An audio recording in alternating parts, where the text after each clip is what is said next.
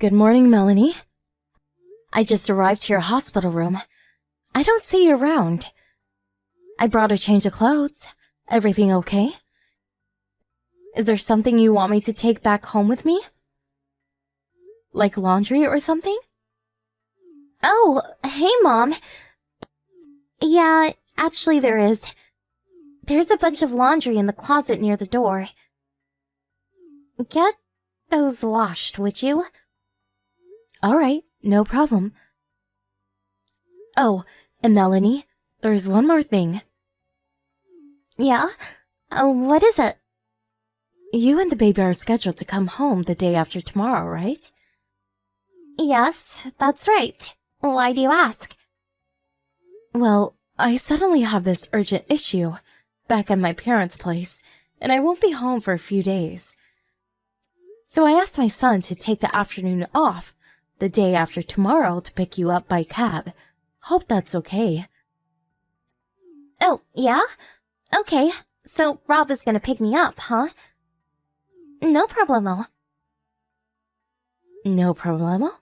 Oh, yes, I get it. I really feel awful about it. No worries, I'll be fine. Actually, I'm sort of thankful. Excuse me? Never mind.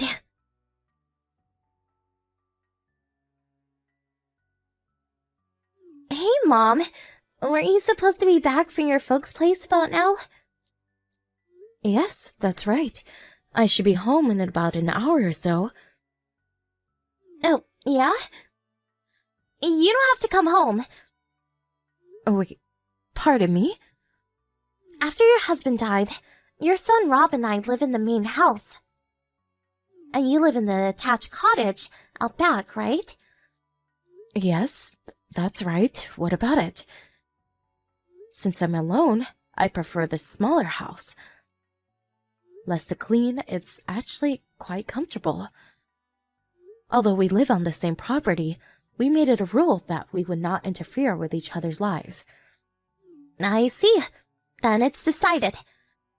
Please vacate that cottage, please. Excuse me? But why do you say that? Seems obvious, right? After your husband passed away, the house was handed down to Rob, who's your only son.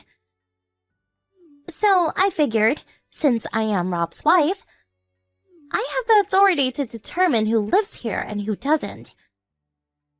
Makes perfect sense, right? And what's more, I just gave birth to a healthy young boy who will next take over this property someday. So, simply put, I surpassed you as the authority figure here. I make the decision about this family and this property. You're not making much sense, Melanie. If you can't understand, I can explain it to you again. If you like, I got all the time in the world. Oh, and that little cottage you're living in now? Once you're out, my folks will move in, so I'd appreciate it if you get your stuff out of there ASAP. Thanks. I really wish you would stop making all the decisions like I didn't even exist. Considering that it would be hard bringing up a kid, it would be way easier for me to ask my folks rather than my mother-in-law, who I hardly know. Don't you agree? Don't you agree that a stress-free environment is important for bringing up a child? For both mother and child? So, you feel that my presence is stressful. Is that what you're trying to say?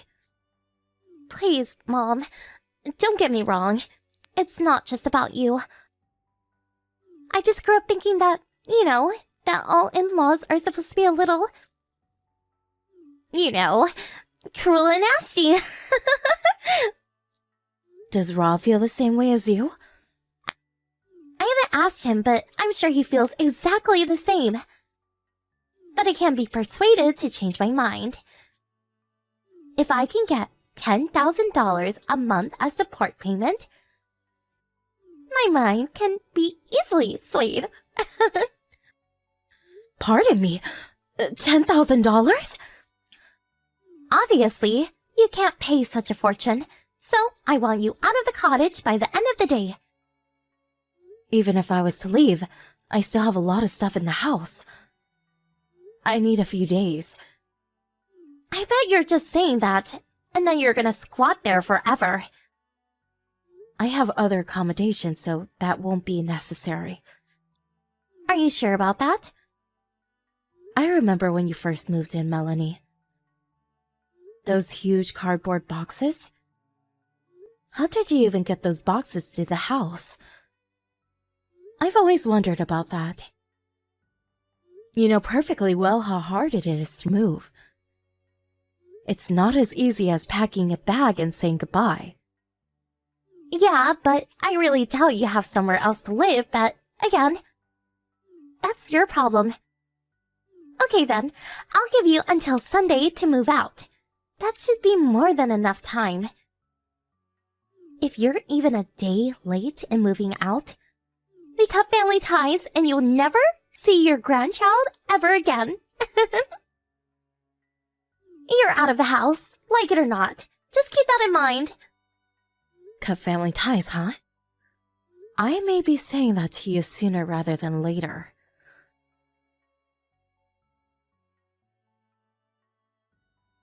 Judith, is this true? Did you really move out of your own place? Good morning, Rob. Please, no need to worry about me. I'm fine. As you all know, I have other accommodations. But it seems unfair. This is your home. Yes, it is.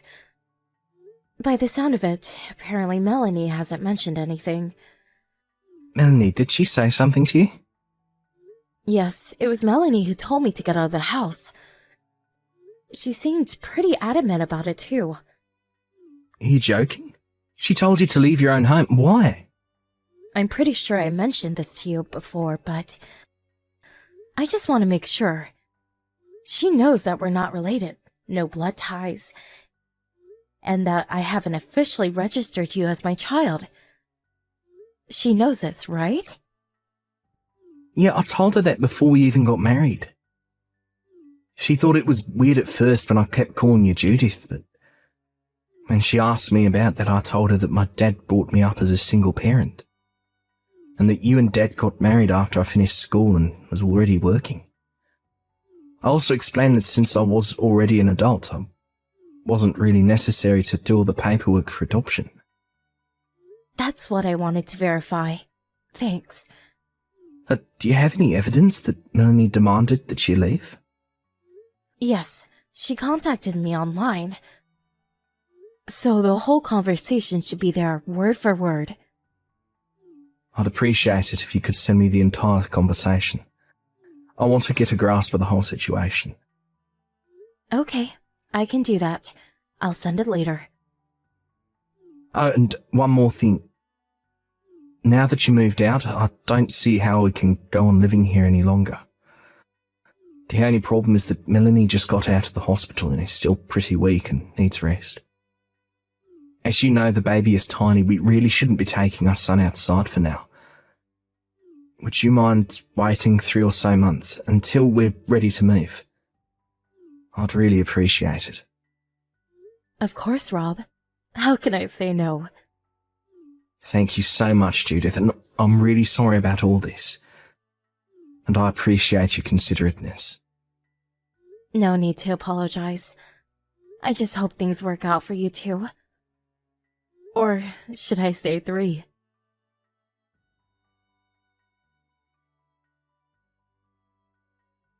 Hey, pick up, would you?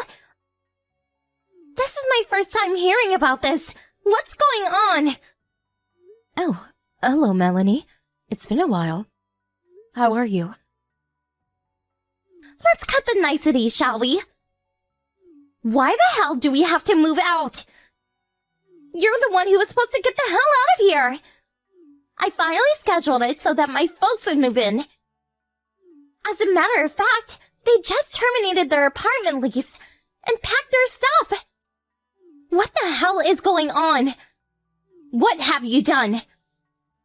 I'm sure you heard everything from Rob.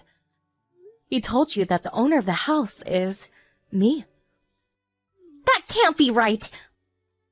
When a father dies, the son takes over as heir. Rob's the only son. The house obviously goes to him. What are you, delusional? And you have to pay all kinds of taxes too, like property and state taxes. You're just a housewife. You would never be able to pay that. Oh, I see now. That's where all misunderstandings come from. A misunderstanding? What are you talking about? For starters, I'm not a housewife. Actually, I'm an investor. Wait, excuse me? An investor? I'm not only investing in stocks, but also have considerable real estate assets too. And that house you guys are living in right now? I bought that house years ago, which is also in my name. Wait a sec. Am I hearing you right? My husband's office was not far away, so when we married, we moved in here. It was just more convenient. After a few years, Rob got transferred to this area, so he moved in with us. The place is pretty big, so 3 adults wasn't a problem, and we had the cottage out back. We lived a nice, peaceful existence for years, before you arrived. So, does that mean that the house will not be Rob's for the foreseeable future? That's where you got your wires crossed again, Melanie. About any inheritance, we decided long ago that when my sister's child turns 30, she would inherit the house. We decided that years ago, and Rob's father was well aware of it, as Rob is. I'm surprised he didn't tell you. Are you for real? That doesn't make sense. Even if Rob is not your real child, he is nevertheless your son. You can't deny that. He has rights too. Being your son, he has way more rights and priority than some niece or nephew. I never officially adopted him as my son. Therefore, there is no inheritance involved. Although he may be perceived as my son. I don't want to sound crude, but he's actually a stranger. Wait a second. So, does that mean, no matter what I do, this house will never be mine? That seems to be the case. You can't do this! No way! I won't let you do this! I already talked to Rob about all this. I'm bewildered by your reaction. I thought it was all resolved. This wasn't how it was supposed to end! We were supposed to get the house. My folks were supposed to. Am I hearing you right? Was that your intention? To somehow outright own that house? Is this what it's all about? Yeah, so what? I have no say in what you two are going to do going forward. That's for you and Rob to decide. Excuse me? I decided to move out and live at my summer home near the ocean. As for that house, I'm going to put it up for rent in the near future. Once I get the schedule figured out, I'll send you the date I will need you to move out. I would appreciate it if you get all your things packed and ready to move out by then. How did it turn out this way? What's going on? Can you at least give us that summer home?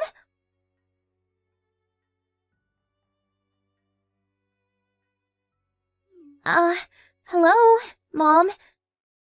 It's been a while. How have you been? Is that you, Melanie? What do you want? I hope it's not about extending your stay. I already have that place on the market. Besides, I thought we made it clear that we have to cut all ties. Cut ties? Why would we do that? Can't you see me, your grandson, right outside your window on your front doorstep? Come on, Mom. Open up the front door and let us in. Pardon me? What are you talking about? Which front doorstep? Are you even at the right house? I'm looking outside the door, but I don't see anybody. You're not fooling me one bit with that kind of play acting, Mom. I did a little checking up on you, like where you moved. Pardon me? You checked up on me. Remember a few months back? You were talking about moving to your summer house back east, near the ocean. Now that has to be the ritzy area near Hamilton Beach, right? I did a thorough check on that place. I checked every address around the area and finally tracked you down. Hamilton Beach? I don't live in Hamilton Beach. Where'd you get that idea? Huh? Oh, wait, what? There are plenty of other areas that have wonderful beach resorts all up and down the East Coast. I never said I had a summer home in the Hamilton Beach area. But your name's right here on the mailbox. That's how I tracked you down. My last name is pretty common. I read somewhere that it's one of the top 10 names in the U.S. I bet there are dozens of people in that area with my first and last name. You're kidding me, right? You're not pulling a fast one on me, now, are you? Now, why would I do that? I have no reason to lie to you.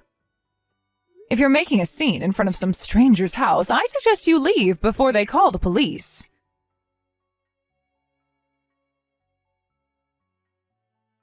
That was a close call. I talked my way out of it. I said I was lost. That guy was about to call the cops on me. So, Melanie, what's this all about? Pardon me? Why did you come all the way out east to find me? Were you just curious to see where I lived? Well, I figured, you're not getting any younger. Maybe you wanted us to live with you. I mean, with your grandson and all. Live with me? You want to move in with me? Yeah, your husband's passed, living all alone. Figured you'd want some company. I really don't need a total stranger to be concerned about my well-being. But you're living alone and... I didn't mention this before, but I plan on living with my other son. My real son and his family. You have a son? You mean...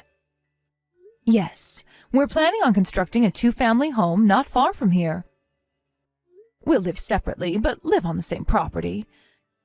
Kind of like the arrangement we had before, but more spacious. Oh, wait a minute. You're talking about Rob and his family. Family being me and your grandson. Why didn't Rob tell me? What a relief. But if that's your plan, I would appreciate it if you could maybe stay at that nice little summer home and have my folks move into this new house. Now that would be the best outcome possible. There you go again, Melanie, always coming to hasty conclusions. I said my real son. I wasn't talking about Rob. Not Rob. Wait a sec, what? I have a 28-year-old son from a previous marriage. I suppose that makes him Rob's younger stepbrother. I talked to Rob about this already. I told him I was going to live with my real son and his family. Oh, and they have a 2-year-old daughter. You already have a grandchild? Didn't I tell you this before? I thought I did. Did you? I don't recall. Oh, and didn't Rob file for divorce? Who told you? I don't live with Rob anymore, as you know, but I do keep in touch with him. Despite what you think, Rob and I are on good terms. We've always seen eye to eye. The reason he filed for divorce is mainly because of your infidelity. When did you find out about... I know a lot more than you think, Melanie. Including the fact that the child you gave birth to was not Rob's at all. Rob confided in me that he has no idea who the father is. The DNA test proves it's not his. When did you talk to him about? No use trying to deny it, Melanie. He told me everything. But there must be something. I better get going. I'm having some friends over this afternoon. Please, Mom, Judith, please. I have nowhere to live. Goodbye forever, Melanie. Please, Mom.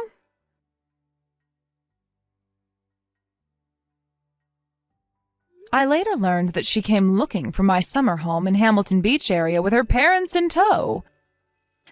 It seems the four of them were left with nowhere to live. I guess they figured that if they rushed to my home in Hampton Beach, which is not where I live, somehow they would be able to move in, at least for a while. I think their intention was to somehow kick me out and take over the house. Why they thought that, I have no idea. As a result of their misguided pipe dream, they were left homeless. They were lucky they had their grandchild with them because a nearby relative took pity on them and put them up for a few nights. But word spread of their antics among the relatives, and eventually, sad to say, the child was put up for adoption. I hear they worked out some deal with a relative who owns a ranch out in Montana. They were allowed to live in a converted barn for the foreseeable future. It's apparently a pretty hard life on a farm. But evidently they are trying to make ends meet as best they can.